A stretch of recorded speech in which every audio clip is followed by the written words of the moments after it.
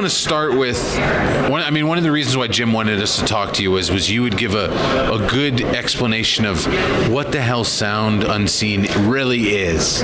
But also, like, I'd love to hear about the Minnesota scene, this area in particular.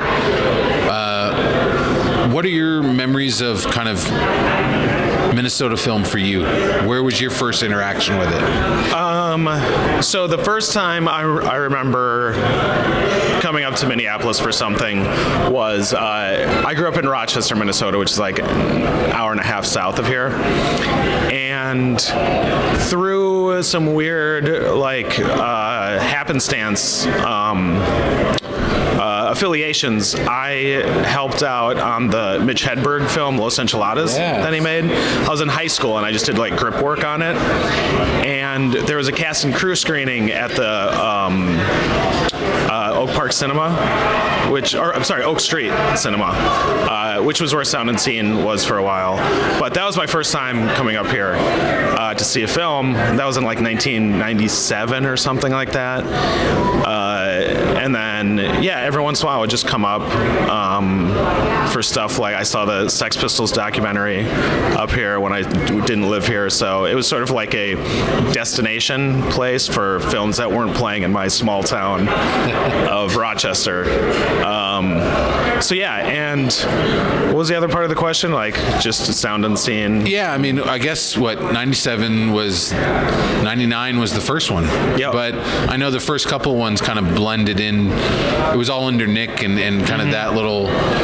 What was that scene like? That's the stuff we don't really know about at all. Well, I don't really know a ton about that either because I didn't become involved until... I'm trying to think. I actually came on staff like 9 years ago, I think. And then for a few years before that, I was covering the festival for an online music blog.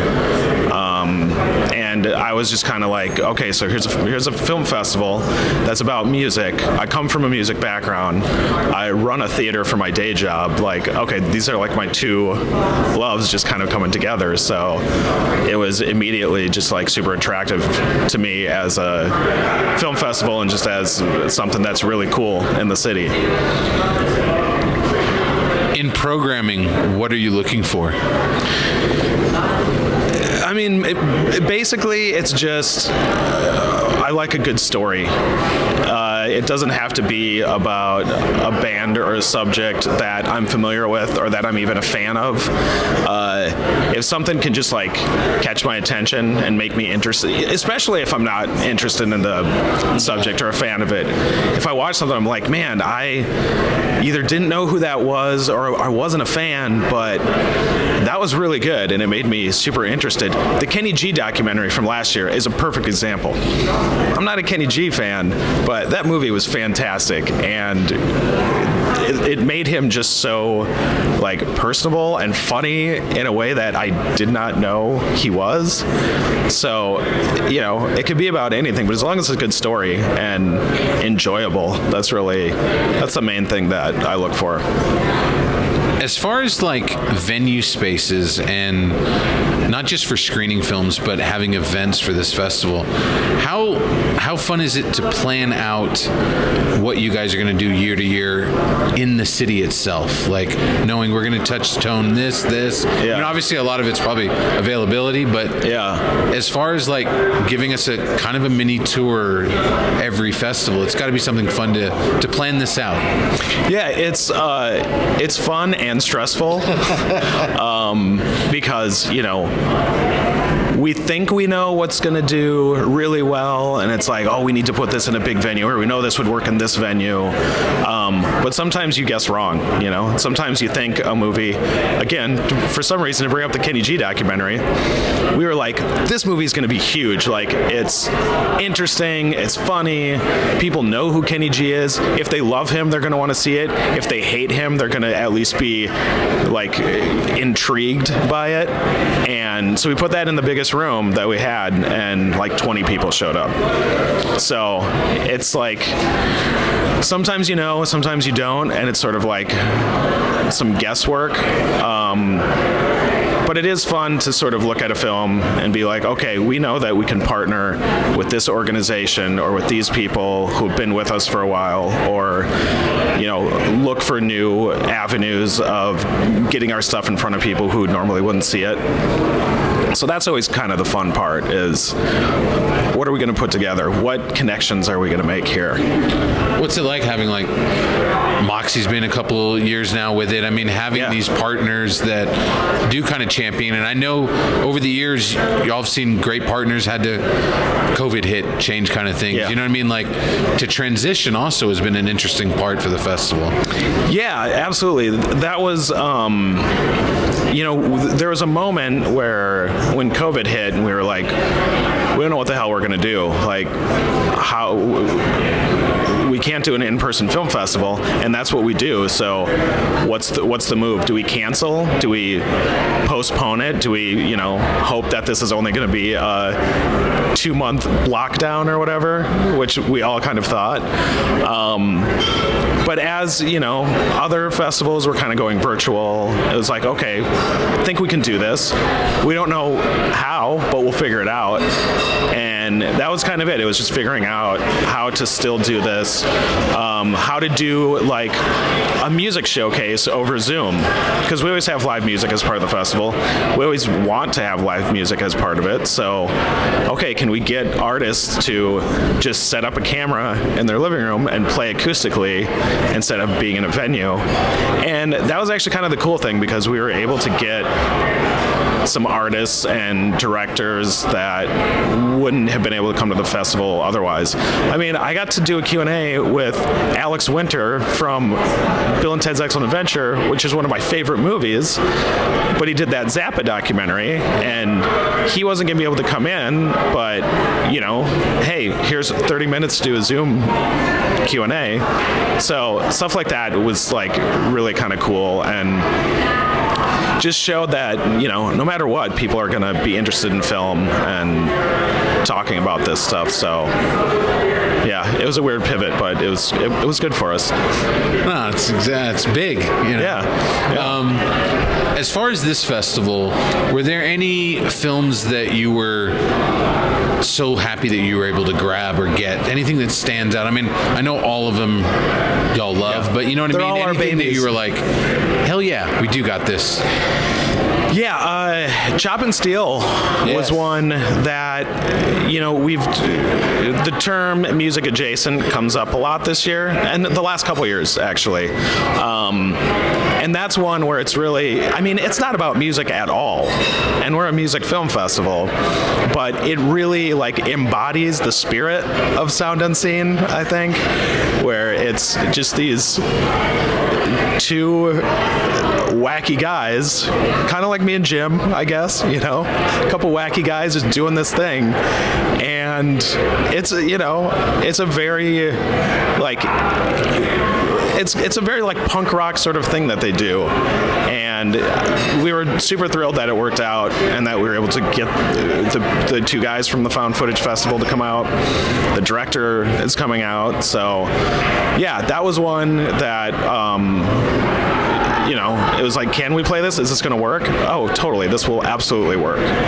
So, yeah, that one. And then there's the other, we have the world premiere of Don't Fall in Love with Yourself, the John Nix film about Justin Pearson from the band The Locust. And I'm a big, I come from a huge punk rock background. So to get the world premiere of something like that is huge. That means a lot to me. So, and for John to sort of trust us to have the world premiere of something that's, you only get one of those. Yeah. So to be like, yeah, I'll do that at Sound Unseen, it's that's awesome. So cool. Yeah. How has this festival impacted you personally over the years? How has it changed you? I know, like you said, you've been in the music scene. Yeah. You ran one of these amazing theaters. What does this festival mean for you? That's an interesting question. No one's ever asked me that. Well, one thing it's taught me is organizational skills. Because, this is our thing. There's like 3 of us, and so we have to be accountable for every dollar and, make sure we're keeping track of all of where the money goes, where the money's coming in from. So that's been something that, I was like, oh, well, we just get to like play cool movies and like hang out with filmmakers and stuff, and not realizing like, well, you have to keep track of your receipts so we can, we do taxes at the end of the year. So stuff like that was interesting to sort of like, I'm not a bookkeeper by trade, so I kind of had to learn how to do that. But also just like, I've said this a million times over the years that I've been here. The main thing I want with Sound and Scene is to do cool stuff with cool people. And I get to do cool stuff with my friends, with people that I look up to, that I'm fans of. And that's cool. Like, not everyone gets that opportunity. Not everyone gets to hang out with like their favorite director or, artists that they've been listening to since they were a kid, or the fucking Jim Rose Circus Sideshow people. Like, that's awesome. Like, I get to do that because I do a film festival.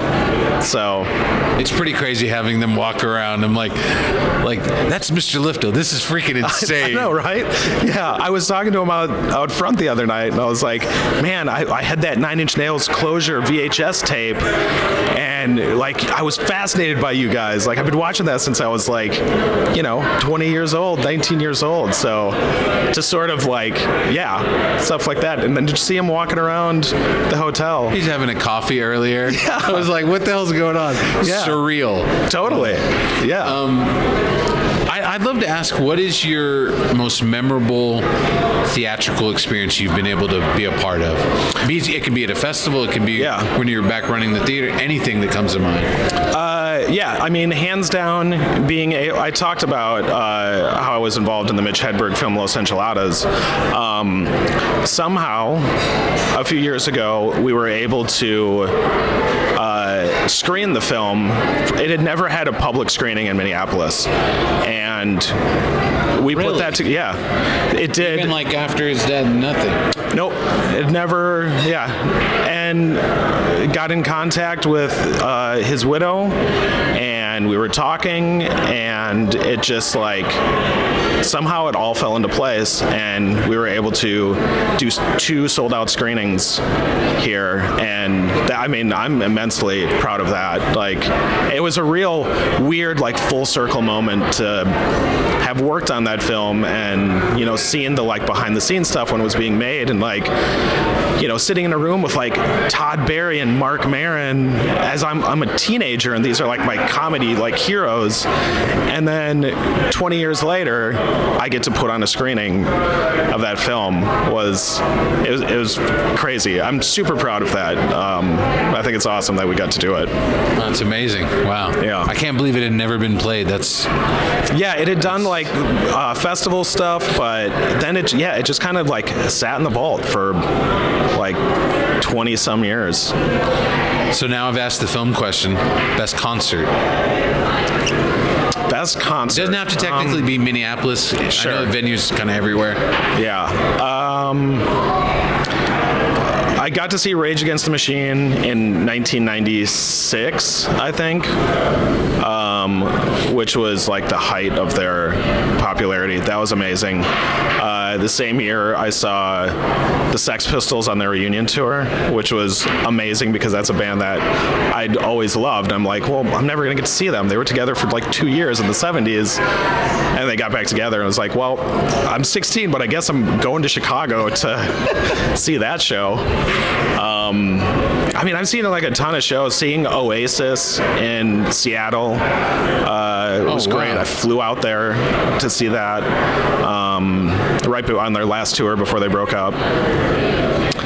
If you ask me that question tomorrow, I'll probably have different answers. I mean, and then just like a ton of like cool little like basement, like garage, like little punk shows, seeing like, you know, bands that became really big in tiny rooms, seeing Lady Gaga in a super tiny room, and then 2 years later she's playing arenas and stuff.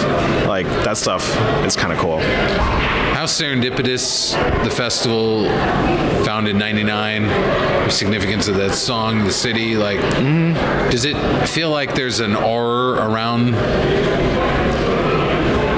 the mixing of this music and film thing together? It's got a unique feel. It's not like other festivals we cover. Yeah, I mean, it's interesting. When it comes to Minneapolis specifically, it's a very big music town, and it has a good film community, but there's not a lot of like cross-pollination with that. So, you know, with Sound and Scene, trying to sort of like be the bridge between the two scenes and try to, you know, kind of bring that together is kind of a cool thing to do. But, you know, also, you know, the history is just of music in Minneapolis, going back to like the Trashmen in the like 50s and 60s to Prince and the Replacements, and you know, even though Lizzo's not from here, like Lizzo kind of broke in Minneapolis, so before she really broke worldwide. So as she would put it, about damn time happened. Totally. Well, that's the thing. Like, so many of us were just like, I mean, we've been on board with her for years. How did it take everyone else so long? I have pictures of her introing a screening of Spice World at my old theater when she was like, just coming up. So, wow. Yeah, it's weird.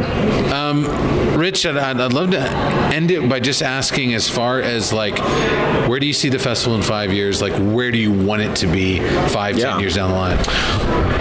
Well, you know, we've expanded to Austin, Texas, which has been great. This was our second year in person out there, and we grew from last year. I'd love to continue doing it there. That's another great music city, great film city. And, you know, see where else we can take it. You know, we've